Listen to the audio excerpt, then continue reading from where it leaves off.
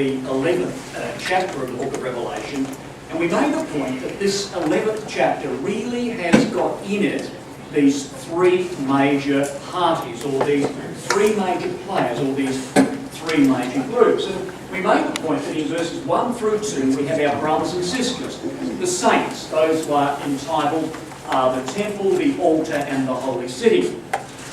We also said that the second group or major player in this cast, in this drama of chapter 11, are the two witnesses, and they're given three other titles. They're called the two olive trees, the two lampstands, and of course these two prophets. And our third contender or player in this chapter was of course the papacy, and we saw that they had a title, the God of the earth, the beast that would ascend out of the abyss, and of course those that dwell on the earth, twice used in verse 10. Now, brothers and sisters, this would be the sea beast, as it would then begin to emerge and is detailed for us in Revelation chapter 13. Now, of course, the sea beast would morph into the earth beast of Revelation 13. Then we would see it as the image of the beast in Revelation 13. It would morph again into the scarlet-coloured beast of Revelation 17. So this would be the beginning of the Catholic system as it would start to emerge and then get a foothold and have a stranglehold eventually, of course, throughout Europe. And it would wage war against the brothers and sisters and blaspheme against the God of heaven. So they were our three major players with respect. Now, we made the point a couple of times that this expression, 42 months, which would be attributed to the saints, who would be measured for 42 months, is 1260 years. But we made the point that exactly the same time period, 1260 years, is expressed differently and is attributed to the witnesses. Same time period, why does God write it differently? Well, there were two reasons, brothers and sisters. Now let's explore this for a few moments while we're fresh, and it's our first study this morning. Now, by comparing the holy city and the two witnesses with respect to the two ways in which God would cause 1260 years to be written, 42 months that side and 1,260 days as far as the witnesses were concerned. Now, in the first instance, the reason God chose to write them differently was to clearly show you and I that there is a contrast in this chapter between the anti-papal witnesses, political and religious, two of them.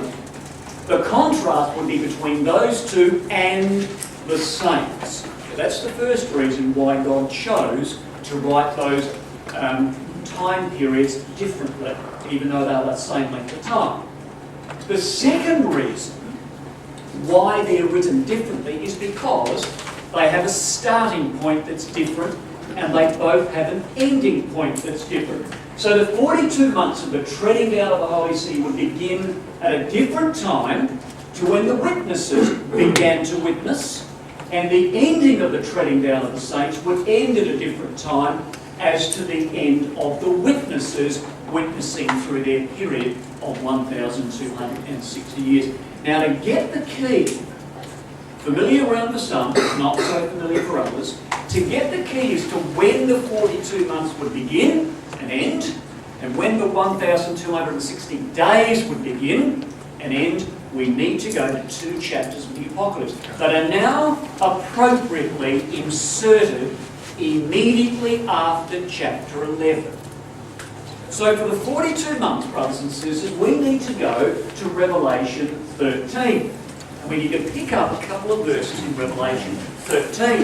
Now, well, the verses we're going to be looking at are verse 2 and then verses 4 through 5.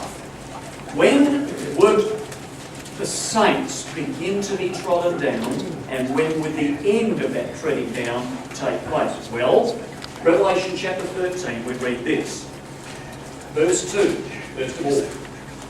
And the beast which I saw was like a leopard, and his feet was like the feet of a bear, and his mouth was as the mouth of a lion. Then we're introduced now to a dragon. The dragon gives this beast that's got this appearance of a leopard and bear and lion, this dragon would give the beast his power, his seat, and his great authority. So whoever the dragon is, we'll research that in a moment, gives this power to a beast, whoever that beast was, which we will research in a moment. For now, a dragon gives power to the beast. Well, let's read on in verse 4. Now they worshipped the dragon, whoever he was, which gave power to the beast, whoever he was, and they worshipped the beast, saying, Who is like unto the beast? Who was able to make war with him? Well, verse 5, there was given unto the beast a mouth speaking great things and blasphemies, and power was given to the beast to continue 42 months. Now there is our key, you see. So we need to lock that in. 42 months here in verse 5 is the key now to understand the 42 months in verse 2 of Revelation chapter 11. We then read in verse 6 that the beast opened his mouth, blasphemed against God, to blaspheme his name and his tabernacle or temple. Now what happens here, brothers and sisters, we need to see this by virtue of the fact that we need to take a little journey through a small portion of the Roman Empire to really understand who the dragon is, who the beast is that's given power by the dragon, when it happened, and some of the circumstances around which this happened, and then we will understand more fully Revelation 11 and verse 2. The saints being trodden down. Alrighty, now there's the pagan Roman Empire there. And there is the great Emperor Diocletian, the greatest emperor ever to sit upon the pagan throne since Octavian Augustus, the emperor at the birth of Christ. Now Diocletian is there, brothers and sisters, and Diocletian would be the pagan Roman Empire's representative, and Diocletian would therefore, in the terms of the Apocalypse, be the great red dragon. The great red dragon of Revelation chapter 12. Pagan Rome. Well, of course, some of us know the history, some of us not so well. This great emperor, Diocletian, who was absolutely determined to bring back the glory and power to pagan Rome, and if necessary, get rid of the Christians, which he tried to do, well, he didn't last that long by virtue of the fact that he was taken over by this man, Constantine. And some of us know the story that Constantine swept down with his men from York in Britain, swept across the area of Europe, and came down and fought that amazing battle, the Battle of Milvian Bridge, overthrew the pagan emperor, Maxentius as he was there in Rome, and Constantine came in, brothers and sisters, in 312, and he took the western part of the pagan Roman Empire. So the western part of the empire is now Christian, under Constantine. The problem was there are still two emperors over here in the east who are dominating this pagan area, and one of them was Constantine's brother-in-law Licinius. But for now, in 312, Constantine has the west, and the east is yet to be conquered. Well, brothers and sisters, within 12 years, from 312 through to 324, Constantine then took the eastern part, and now this emperor, supposed to be the first Christian emperor of the Roman world, he is now powerful enough to be the emperor of the world, the Roman world, in 324. Now note this. The pagan dragon, even though Constantine had taken the west in 312, the pagan dragon was still existent in the east. But when the pagan Roman dragon was defeated by Constantine, who Christianized the Roman world, the dragon is still there. Now this has got very much to do with Revelation 13 and a dragon giving power to the beast. The dragon is still there, not the pagan dragon. The dragon is now Christian. Constantine is still a dragon and will remain a dragon and an opposer to those who dare to challenge his newly founded state Catholic Church. So anyone who dared to challenge Constantine in his newly founded state church would become heretics in his eyes, and he would therefore be a dragon to them. Let's see how the story evolves. 324, he's the emperor of the world, he is the dragon in Rome. Well, events got to the point where Constantine saw the expedient need to move his capital from Rome because of the vulnerable position of being in Rome from the barbarians. So therefore in 326 AD, Constantine moved his throne to Byzantium, soon to be called Constantinople after him. So we're now 326, and the Christian dragon, Constantine, and then his sons and then emperors thereafter, would be the Christian dragon in Constantinople, 326. Well, 330 came, and then of course it was renamed Constantinople from Byzantium. Alrighty. Now what happened then, brothers and sisters, we're now 326, what happened then, in around 400 AD, the barbarians are going to sweep down and bring judgment on a portion of this Christian Roman Empire. So we can come, first of all, our four barbaric Germanic tribes are going to sweep over the Rhine and over the Danube, and they're going to come and they're going to lop off, as we briefly alluded to last evening. They're going to come in chapter 8, the four-winged trumpets, which would be our Germanic barbarians. They're going to come in and they're going to lop off this 1/3, which they did. And so the Christian western part of the empire collapses in 476. Well, the Christian dragon's still over here. There's still Roman Catholic emperors ruling from Constantinople, but they are very, very distressed by virtue of the fact that the barbarians have now come and wiped this place clean. And they are now ruling as barbarians. Oh yes, they're with the Catholics. Yes, they're in league, some of them with the bishops. And yes, the barbarians did become Christian, most of them. But nevertheless, the emperor over here, or the emperors over in Constantinople, lamented the fact that the barbarians had a foothold in the western part of the empire. Well, brothers and sisters, what happened is that an emperor came on the throne in Constantinople, eventually, and his name was Justinian. He's a Catholic, brilliant, not because he was a Catholic, but he's brilliant. He recoded the Roman law. This man was a man that stood above most men, was Justinian. And Justinian, in 529 through to 533 AD, was going to usher a decree that would change the world for over a millennium. Now, what caused him to utter this decree, which is all about Revelation 13, was this. He looked out over the Western Empire and he was agitated by virtue of the fact that this was not part of his umbrella. And we had Vandals that were occupying North Africa. We had Visigoths occupying the area of Spain. We had Franks occupying the area of Gaul. And we had Ostrogoths occupying the area of Italy. And Justinian, the Catholic dragon, the Catholic emperor in the east, wanted these barbarians out. So he got his general and he said to his general, go across there and kick the barbarians out. So his general did. Well, started it. His general came over here and he removed the Vandals from North Africa. Then his general moved up into Italy and moved the Ostrogoths and pushed the Ostrogoths north of Ravenna.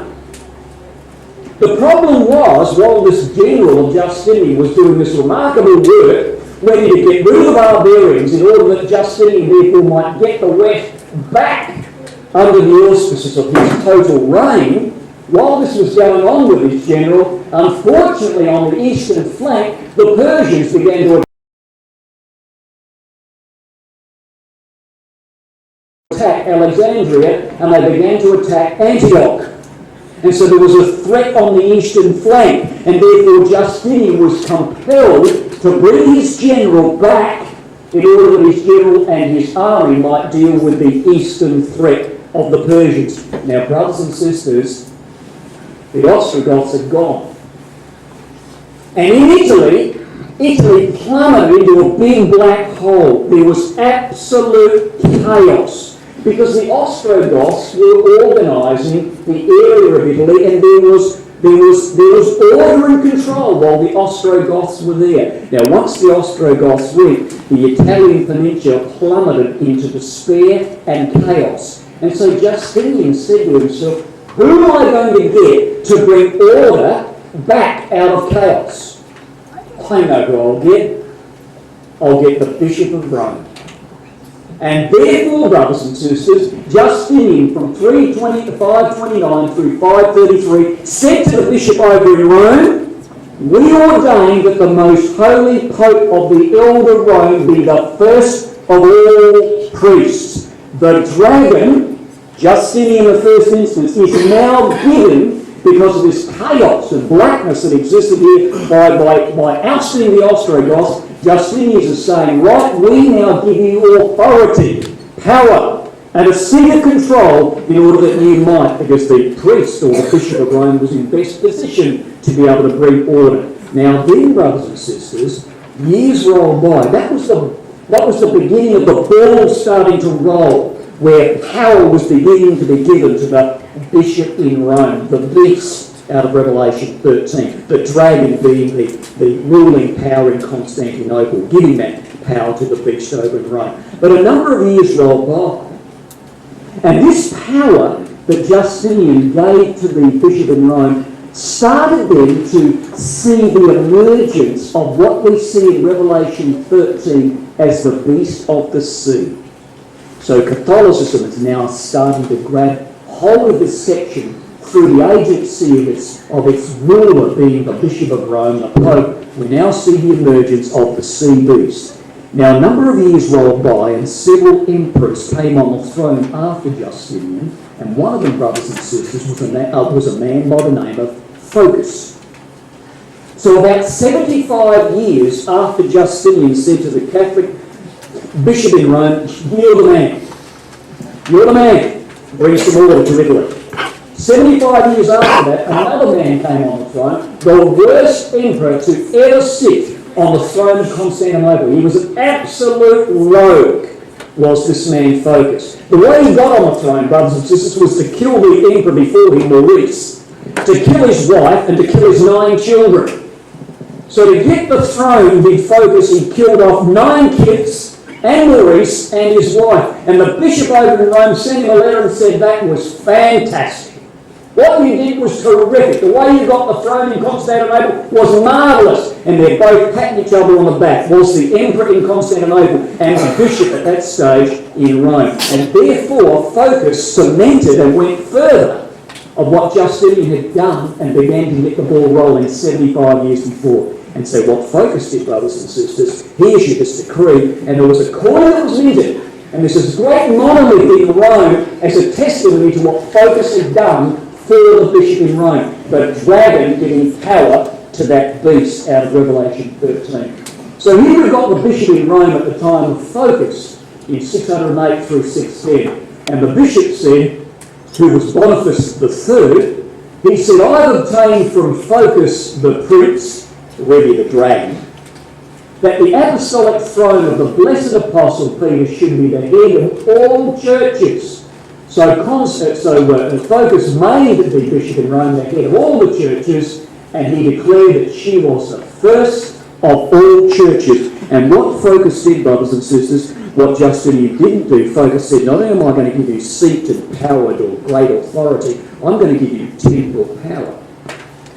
And temporal power is military, economic, and political power. You can have your own army, your own economy, and your own political structure. And what's more, I will give you power, says Phocas, to transfer that on to subsequent bishops or subsequent popes. That was the dragon of Revelation chapter 13, giving power to the beast. And when did it start?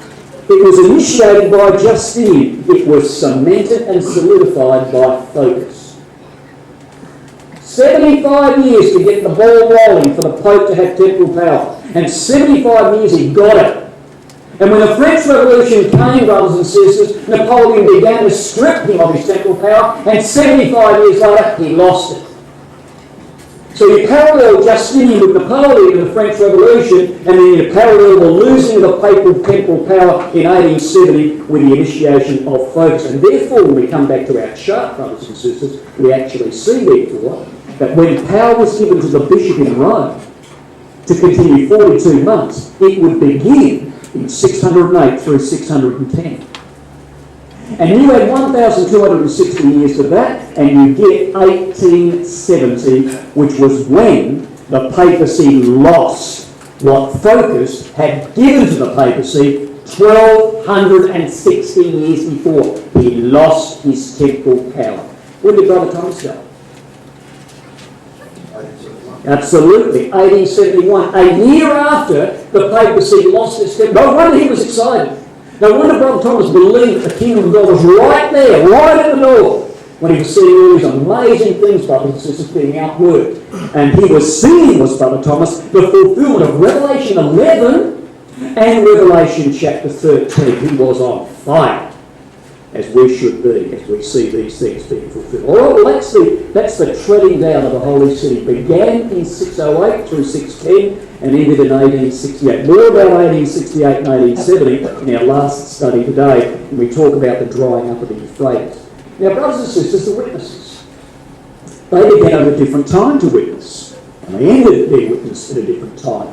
So with our witnesses, we need the key, not to Revelation 13 as we did here, but we need to go to Revelation 12, where we pick up this same expression, the 1,260 days. So let's just pick up Revelation chapter 12 now. And see when the witnesses began, not the same time that the saints would be trodden down.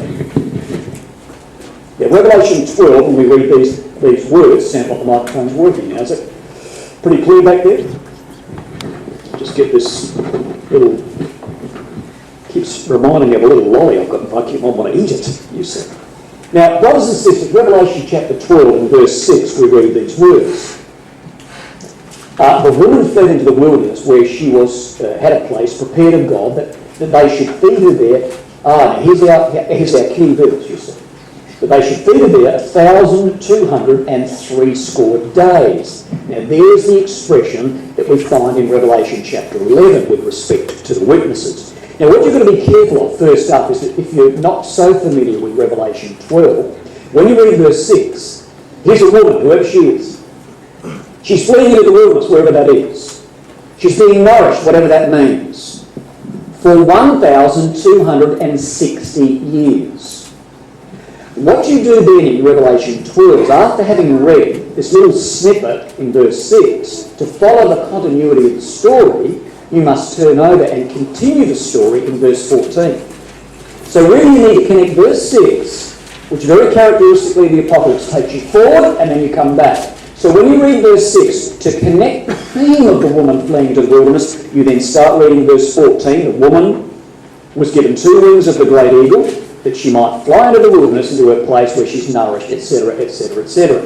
Now, brothers and sisters, the witnesses, the 2 witnesses of Revelation 11 began to witness in Revelation chapter 12. Because basically what happened, for those who don't know the storyline too well, simply what happened was Constantine, we just very briefly looked at that, has come in and has Christianised the world. But when Constantine first came into Rome in 312, Constantine said to the Christians of the day, I want you to be part of me. There were Christians, let me tell you, that were just scrambling to get into the political arena. So Constantine said, do you want to be a state church? You bet we do, said many of the Christians. And they became the Catholic Church, the universal religion. But there were Christians that looked at this big group of Christians who flocked to Constantine and wanted to be clothed with the sun, to be involved in politics. They wanted to be the state religion, that is, to have the moon under her feet. When these Christians over here saw all of those Christians become the state Catholic Church, these Christians, the woman, said we want nothing to do with this, and they tried to appeal to Constantine. There were meetings they had with Constantine, and Constantine said, Constantine said, you're in or you're out. And they said, we're out. There's no way we're going to get involved in politics. So this Christian witness in 312 fled. Ran away. Cut a line between them and this new Catholic state church. So that's what we read. Very simply, that's what we read with respect to the woman running away. But note this, brothers and sisters. Note this in Revelation 12. When we get to verse 15 through 17, we now see a subtlety in this verse that if we haven't seen it, we need to be aware of it. Constantine was angry that there was a group of heretics that dared to challenge him and were not willing to become part of that party church. Right? And therefore Constantine and his sons and the emperors that would rule in Constantinople thereafter as Catholic emperors, they became the serpent in verse 15. So, the serpent in verse 15 is Constantine, his sons, and the emperors in Constantinople thereafter. And out of their mouths, respective mouths, as they came on the scene historically, they cast out a great judgment in order that they might pull this religious witness into line. And so the woman's running away. The judgment's coming after them, you see, because he's a dragon, he's a serpent. He's going to try and get rid of this religious woman. And when the religious woman runs away, protesting against Constantine, call them Protestants if you will, there was another group of witnesses called the earth. Now, brothers and sisters, we've now got the picture starting to build together. Revelation 11 talks about two witnesses who will be anti-papal. Well, there they are, the woman and the earth. One's political and the other's religious. And in the first instance, the woman were a group of people called the Donatists who occupied the area of North Africa, as did this group of people who were political activists and would not have anything to do with Rome and would not allow Rome to shackle them or to restrain them whatsoever. So you had these two witnesses that challenged the might of the papacy as Constantine was setting it up. And you'll notice that the political witnesses, the earth, opened her mouth and swallowed up the judgment that would come from this serpent in order that the religious witnesses might be protected. So in a nutshell, the earth and the woman of Revelation 12 verse 16 are exactly and precisely the beginning of the two witnesses in Revelation 11. Where's the holy city? Where's the temple? Where's the altar? Right there. The remnant of her seed is amongst the religious woman. As far as the Catholics are concerned, the brothers and sisters in Christ were the heretics of the heretics. But they're all bunched up together. They're all, whether they were political, whether they were religious, whether they were Christadelphians, it didn't matter. They were all anti-state church, and they wrapped them all up in one ball, and they tried to get rid of them through this amazing flood. So there you see, brothers and sisters, as you look at Revelation 11, and want to know when the starting date was for the saints and also the starting date for the witnesses, well, the starting date of the two witnesses was 312 AD, and of course when you add 1,260 years to 312, you get 1572, where the witnesses in Revelation 11 would cease their witnessing, which is what we're now going to pick up in Revelation chapter 11. How are we doing? This is supposed to be a fresh study, the first one. How are we going? All right, not too much information. Some of us should say, oh, see, that's just primer stuff. Can we get on to the meat? Some of you others will be saying, well, not just slow down a little bit. You're okay? Do we need to go back over that again? All right, now let's have a look at that, try to bring these thoughts together, and now let's have a look at that on the chart and see how that moves now through Revelation chapter 11. And we're particularly now, brothers and sisters, going to focus on the two witnesses. All right, we'll just leave the saints to one side, knowing that they began to be persecuted in 608 to 610, and the whatever it is, I've got no idea, but I've forgotten it, who cares? Let's just now move on to the two witnesses, okay? It happens every now and then we get a mental blank. Now with the two witnesses, brothers and sisters, what we do is we show you, as we've shown you in Revelation chapter 12, that the two witnesses, through the agency of the woman and the earth, religious protesters, political activists, two of them standing against the God of the earth, as is expressed in Revelation chapter 11 verse 3. They began their witnessing in 312 AD. And you couple that, there are two very good references to right next to Revelation 11 verse 3, Revelation 12 verse 6, and Revelation 12 verse 14 through 17. Two good references to show us when the witnesses began their witnessing. And the key is, of course, Revelation 12. Now, they were witnessed on our chart for 1,260 years. And then in Revelation 11, they would cease their witnessing. And that happened, brothers and sisters, in 1572.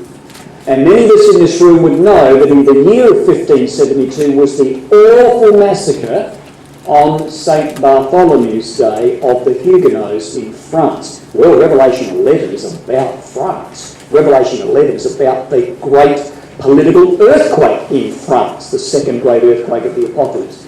Now let's have a look at this and note something that's very important. In the year 1572, exactly 1260 years from the time they began witnessing, we have this massacre on St. Bartholomew's Day. Now I want you to note this. Let's just read Revelation chapter 11 and verse 7. Something you've got to be very careful about, otherwise we'll stumble over this verse and lose the plot. Verse 7. And when they shall have finished their testimony, the two witnesses, which began way back in 3:12, based on Revelation 12, when they shall have finished their testimony, the Catholic system, the beasts, and will overcome them and kill them. Now be careful.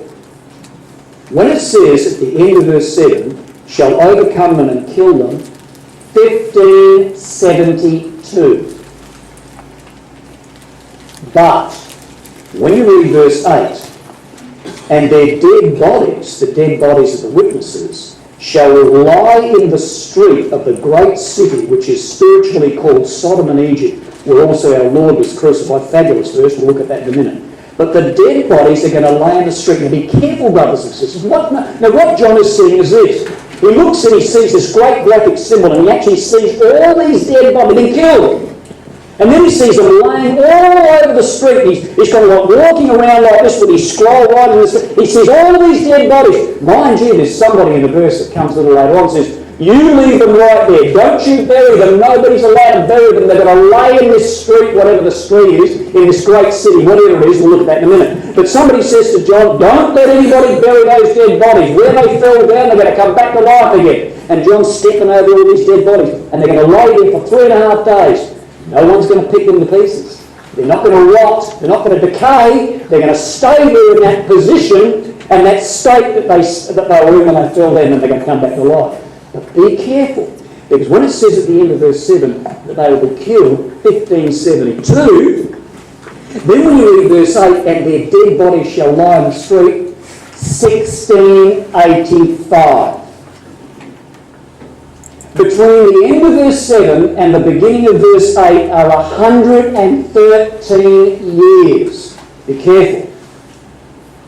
Don't trip over that one. Because, brothers and sisters, you'll notice, and young people, I've got there that the slaying of the witnesses began in 1572 with the massacre of St. Bartholomew's Day of the Huguenots, and it will take 113 years until finally the Catholics got them. I mean, things in history just don't happen with a flick of a switch. And it took 113 years when they were killing them until in 1685, which we'll pick up in a moment, these Huguenots, these witnesses, political and religious at this stage, were totally and utterly politically gagged in 1685. And then their dead bodies in 1685, as in verse 8, would lie down, stay dead for 3.5 days and come back to life. So be careful of that. Alrighty. Simply what happened was this. In the year 1572, brothers and sisters, there was this fellow that came on the scene, and his name was Henry. Now, Henry was the king, made king in 1572 of Navarre. Now, I don't know whether your eyes are pretty good, but there's Navarre there. There's France over here, right? Paris is up there. There's France, and there's a little kingdom down there called Navarre. Well, this fellow comes on the scene in 1572. He's Henry, and he's made king of Navarre because his mum died, and so now he's Henry of Navarre. And he comes into Paris in 1572 and he's going to get married. He's the King of Navarre. He's not the King of France yet, but he will be. He's King of Navarre. He comes in to get married. Well, of course, Henry was baptised a Catholic. But his mum got in his ear and said, "No good, son. You need to become a Protestant." So Henry is a Huguenot leader. The Huguenots were a very powerful religious and political Protestant group in France. So powerful were the Huguenots that they really became the symbol of Protestantism all through Europe, you see. So Henry was baptised a Catholic. He's the King of Navarre in 1572, but he converted to a Protestant. So he's a Huguenot leader. Well, when he comes into Paris, he's going to get married. Well, he gets married. And of course, all his friends have come into Paris. All his Huguenot friends. Thousands of them are coming to Paris. Well, Henry gets married, but then there's a whisper. And there's an intrigue. There's a rumour going around Paris, and it gets to the King of France at that stage and says, all these Huguenots here, there's thousands of them assembled here to celebrate this wedding of Henry of Navarre. There's a plot against your life. You got to get these Huguenots before they get you. You got to get it. They're all in Paris now, in Paris. It's an ideal time now to knock all these Huguenots off. And 6 days after Henry of Navarre, King of Navarre, 6 days after he gets married, brothers and sisters, they begin the massacre. They ring these bells. It was a signal. And they slew in one day 3,000 witnesses. 3,000 in a day in Paris. Well, it didn't stop there. They went berserk with bloodlust. And for the next few months, a further 68,000 Huguenots, 71,000 in all, were slain in this awful massacre of blood because they hated the Protestants, did these Catholics. Well, what was the result? What was the reaction of the Catholics? That there are 71,000 mums and dads and children and uncles and grandpas buried. All these funerals, 71,000 funerals, and people in anguish. What was the reaction of the Catholics? Read verse 10, brothers and sisters. Verse 10 says this with respect to the reaction of this awful slaughter on St. Bartholomew's Day. Verse 10 says, Revelation 11, "And they that dwell on the earth, the Catholics, the beast, shall rejoice over the witnesses, the 71,000 that have been slain. And the Catholics will make merry and send gifts one to another, because the two prophets that had tormented them on the earth were now gone, or beginning to be gone." And you see, brothers and sisters, when they celebrated this, they minted 2 coins. And they minted these coins, and there's a coin that they minted. There's Pope Gregory the 13th, who minted this gift and sent it to other people to rejoice over this massacre. And you go on the flip side of the coin, there's an angel standing back there with a little canopy over its head, a little woman standing there observing what's going on. And you've got an angel here with a sword in one hand and a cross in the other. And there's all these Huguenots there slain. And a woman with a mantle is standing there watching on with no doubt great pleasure. What a shocking thing, brothers and sisters. What a shocking thing. I mean, we had the Olympic Games or the Commonwealth Games, and when you win a gold medal, if you win a gold medal, you put it up on your mantelpiece and you show your kids and your grandkids, come and have a look at it, isn't that fantastic? Look at that, all that training, and we got the gold medal. You beauty! Well, see what they did? They put these coins up on their mantelpiece, they invited their kids and their grandkids home and said, have a look at it, isn't that fantastic? Look at that, there's a medal to commemorate the slaying of all of these thousands of Huguenots. That's wicked, brothers. That was wicked. And there's our Heavenly Father, the Lord Jesus Christ, looking down from heaven and witnessing this. And our Lord Jesus Christ, knowing one day He will return in righteousness and He will remove this system that sent gifts to one another and made men. Hey, let's have a party. Shall we slay another 10,000? And we'll have a barbecue afterwards, slay another 5. That's disgusting, brothers and sisters. But that's how they carried on. Well, Henry escaped with the hairbreadth of his life. And he continued on. And eventually, the events fell that in 1598, Henry of Navarre, who was then King of Navarre, now becomes King of France. But he's a Protestant. He's a Huguenot. So he's got to convert to Catholicism. So he does. He becomes a Catholic.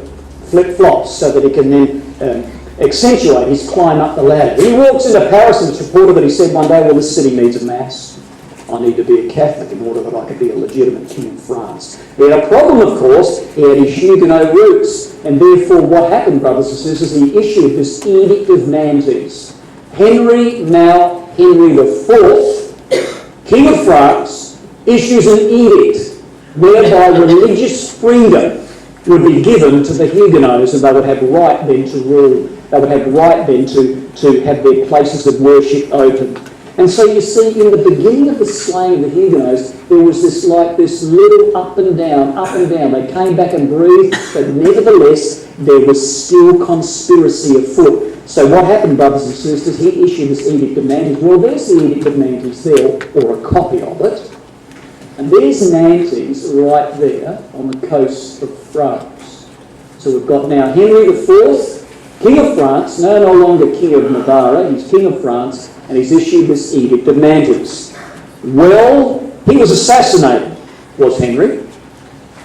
And when he was assassinated by a fanatical Catholic, what happened then, brothers and sisters? Henry, King of France, his son, Louis XIII, would come on the throne. Louis XIII, Henry's son. And Henry's son, Louis XIII, was desperate to get rid of this Edict of Nantes and desperate to get back and have more parties and mint more coins in order that they might destroy some more Huguenots. Thank you very much.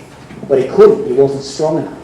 And it wasn't until Louis XIV, the Sun King, the king that built the palace at Versailles, Louis XIV, brothers and sisters, comes on the scene in 1685, and now Louis XIV, the Sun King, is strong enough now to revoke this edict and start again the persecution of the Huguenots, and once and for all to rid France of this Protestant political religious witness.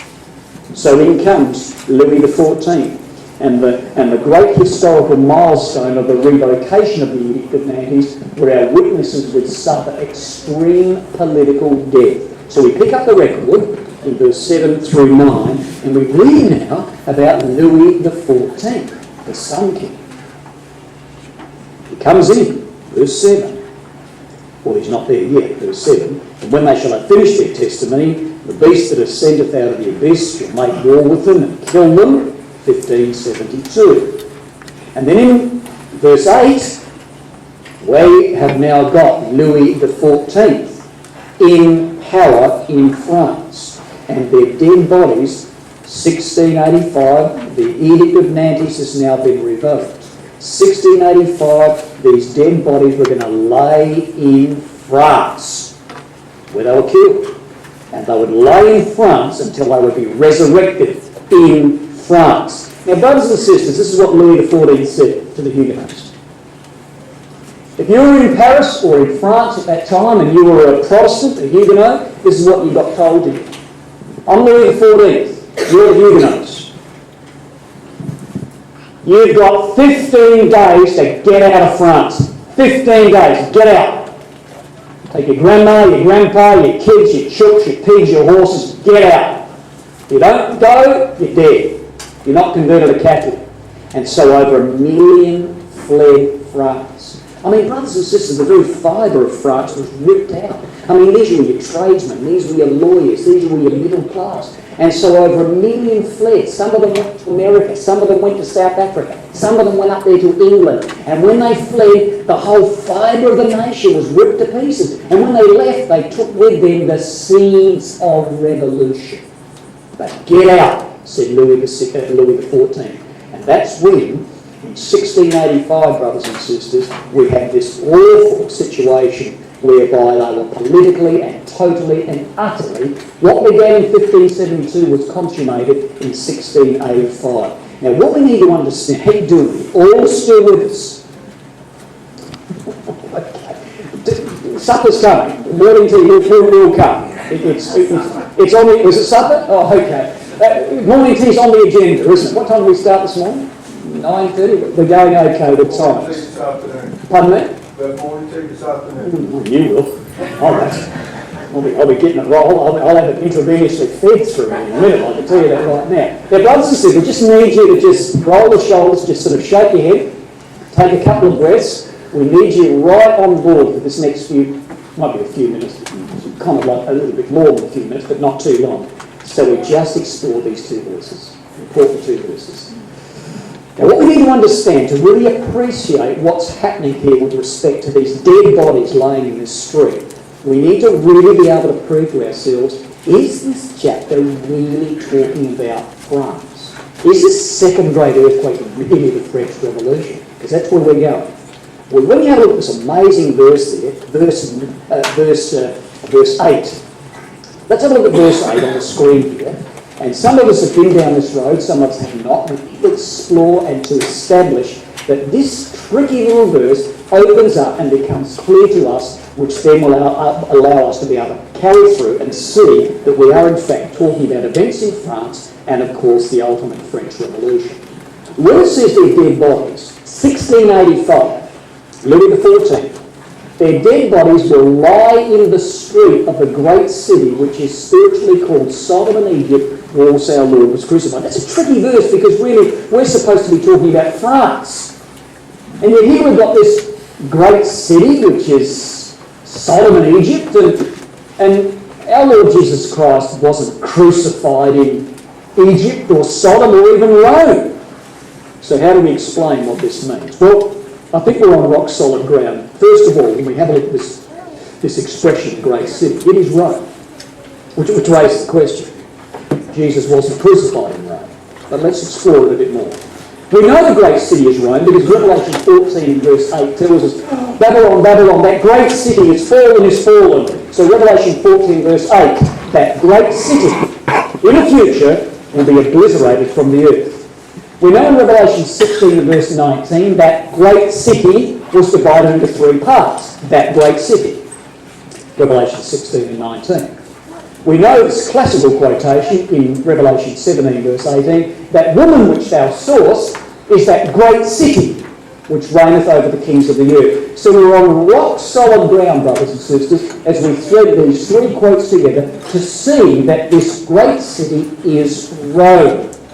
The problem is, we're supposed to be in France, not Rome. What's the answer? Well, the answer is simple. There was an emperor who ruled. He was the first emperor of the third seal in Revelation 6. Do you remember the horses? White horse, red horse, black horse. First, second, third seal. So if you went to Revelation chapter 6, which we won't, the first emperor of the third seal in Revelation 6, the black horse, and the badge of the rider of the black horse was a rider that had a pair of balances. So in Revelation 6 and the third seal, it was a time in the pagan Roman Empire where it was all about injustice. It was all about heavy taxation. And the first emperor of the third seal, his name was Caracalla. He was a tax madman. He would tax anything so they could reap all this money to pay off his army. Well, this is what Caracalla said, to make sure everybody paid their taxes. He said, the frontiers of the empire are now the limits of the city of Rome. So if you don't think you're a citizen of Rome because you lived out in the provinces, wrong. I've just now pushed the borders of the city right out to the empire. And so therefore, from Caracalla's time, the city of Rome was the empire of Rome. And the book of Revelation, chapter 11, picks that up. So when it says the great city, we're talking about the Roman Empire. And in this instance, in Revelation 11, it's the Holy Roman Empire, or Europe. So their dead bodies shall lie in a street of Europe, which spiritually is called Sodom and Egypt, where also our Lord was crucified. Here's a problem. Jesus wasn't crucified in the Holy Roman Empire. How do we work that one out? Well, let's just build up the evidence. We've got the Holy Roman Empire, or Europe, Catholic Rome, and this great event in Revelation 11 is going to happen in the broad plateau, or the broad place as it is in the Greek. So there's going to be a major thoroughfare that would be a supporter, a conduit of the Catholic Holy Roman Empire. What nation or what country was the greatest thoroughfare, the greatest highway, the greatest supporter of the Catholic Church? None other than the eldest son of the Church, which was France. France was the papal Rome's protector. Papal Rome was that spiritual great city of Babylon, and France, brothers and sisters, was the major highway, and fittingly called the eldest son of the church, because the Franks were the first of the 10 barbaric tribes to be converted to Catholicism. And so in this Holy Roman Empire, there's a great broad street that would support the Catholic system, as did France. And of course our Lord Jesus Christ was crucified in another street in the Roman Empire, and that street was Judea. So, let's add further weight to that with respect to verse 13. So in verse 13 of Revelation chapter 11 we'll read, "And in this great place a 10th part of the city fell." Well, of course, these are your 10 toes of Nebuchadnezzar. These are the 10 horns of the beast of Revelation 13 and Revelation 17. So there you have, brothers and sisters, cemented in verse 13, that a 10th part of Europe fell. A 10th part of the great city, Europe, fell. 1/10, which was France. Or the Franks, as they originally were. What an amazing thing, brothers and sisters. Well, now I really need you. This is really pushing the envelope with the brothers and sisters. I'm actually saving the most challenging bit to laugh. Well, it doesn't matter, you've got a coffee waiting for you anyway, all right? Because we'll give you a bigger cup than you probably normally would get. If you just hang in here with me, and I've got to use the whiteboard because somebody's got a great trouble in getting me a whiteboard pen. All right, see if you're locked in with me. Roll the shoulders. I'll take a peppermint, because I'm going to need this. Let me tell you. All right, you ready? Here we go. Now, brothers and sisters, these dead bodies are going to lay in this broad plateau, France, for 3.5 days. Now, I've got up there on the screen there that 3.5 days equals 105 years. Some of you have got this written in your margin. You might not be like me. I wrote this stuff down years and years ago, and I thought it sounded really neat, especially when the speaker was talking. Oh, this sounds easy, so I wrote it down. I tried to read it years later. I had no idea in the world. Trying to explain this to somebody else, so let's hope that you can get this and you can explain it to somebody else if you need. How do you get 3.5 days equaling 105 years? Because we're talking about the witnesses falling down in France in 1685 when they were politically totally gagged. Get out! And they would remain in that state until the French Revolution, 1789. 105 years. Well, the record says I would lay in the street for 3.5 days. All right, let's see where we go. The best way to tackle this, brothers and sisters, is to go back to verse 1 and 2. And when we go back to verse 1 and 2 of Revelation 11, you read this: "But the holy city and the temple and the altar will be trodden down for 42 months. We did this very briefly last night. All right, so 42 months. We said it's 1,260 years. How did we get it? Very simply, we just went, rightio, there's 30 days in a month. So let's multiply 42 by 30, and then we get 1,260 days. And then for a day for a year principle, we get 1,260 years. That's easy. That's so easy. Now look, if God had chosen to be consistent, and I say that respectfully, if God had chosen to be consistent and then applied the same simple formula for these dead bodies, which would lay in France for 105 years, God would have done this. And the dead bodies laid in the street for 3.5 months. 42 months. 3.5 months, the dead bodies laid in the street. Oh yeah, we've been there before. All you do is just time that by 30, because there's 30 days in a month. Oh, it's pretty easy. That equals what? 105. Oh, we've been down the same cake. Making the same cake here. 105 days, which is 105 years. Oh, easy peasy. Oh, it's 1685, but God didn't do that. It could have said 3.5 months, and it would have been all neat and tidy, and we wouldn't be scratching anything. What is this 3.5 days stuff talking about? But brothers and sisters, the reason God did not choose that, and the reason God chose a different expression to express 105 years, is it's all about, we talked about this very briefly at the Bible school, it's all about the decorum of the symbol. It's ludicrous for John to see dead bodies laying out there. Don't you bury them. You leave them right out there in the sun, the wind, the rain, the hail, the snow. Leave them there.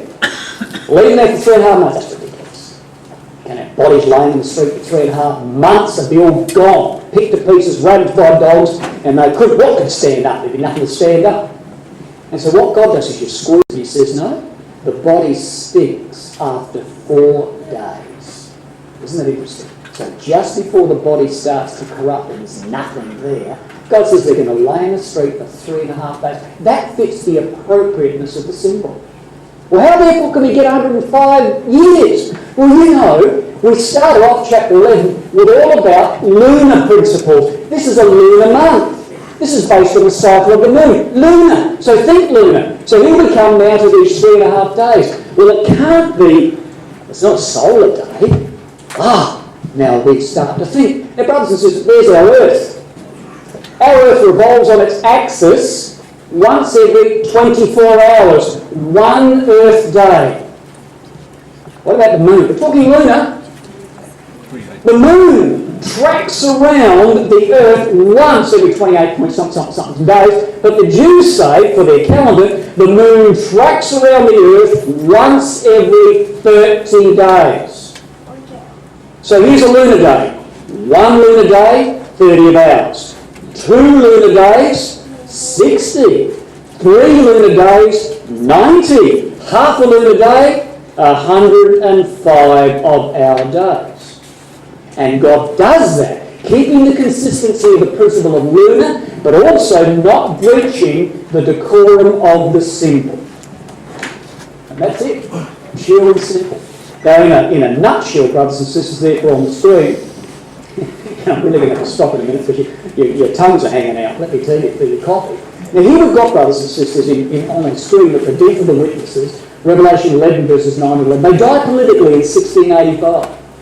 3.5 lunar days, or 105 of our days, they come back politically.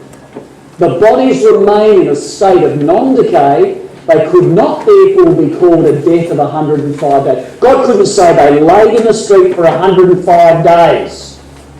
They'd all be gone, corrupted. And therefore the formula is based on the decorum of the symbol, and it requires another solution. So from 1685, the revocation of the edict, to 1789, the beginning of the French Revolution, brothers and sisters, we have this lunar day principle. It takes the moon 30 of our days to track around the Earth. Therefore, 1 lunar day is 30 of ours. And you're going to get copies of all these slides too, by the way. And 3.5 lunar days multiplied by 30 is 105, which is 105 years. Now, just one more thing and then we'll have our coffee. I just want to cement it by looking at this. You think we're stretching it perhaps? Look at this. You don't think God put this in for you and me to get tingles in our spine? When we pick up history books sometimes we think, an angel wrote that. Oh yeah, the author said his name was David Green or Mary Pat Hobbs. But he was an angel, picked up the pen of this historian and wrote it for you and me. And this no doubt, brothers, an angel was pushing this historian to write this. Have a look at this in summary. This is Bellows, the French Revolution, page 231. He says he wasn't reading the original and he wasn't reading Revelation 11. He says the Huguenots, though no longer permitted to exist as a state within a state, remained for the 100 years between the revocation of the Edict of Nantes and the outbreak of the French Revolution a powerful and ever-watchful body. Can you see the import of that? Don't bury them. You leave them right there because they're coming back. And here's an historian who says they laid there. You could see them. They didn't have any power, but they laid there waiting to come back. What an amazing thing, brothers and sisters. What an amazing thing. So God willing, in our study after morning tea, we'll continue and do what we were supposed to have done before morning tea. But there you go. So we'll finish our study on that note, Brother David, and we'll pick up our next study, which will take us, by the way, into Revelation 16, as we see Napoleon now bring the vials of God using the French Revolution as a springboard to catapult him into his career as outlined in the 16th chapter. Thank you.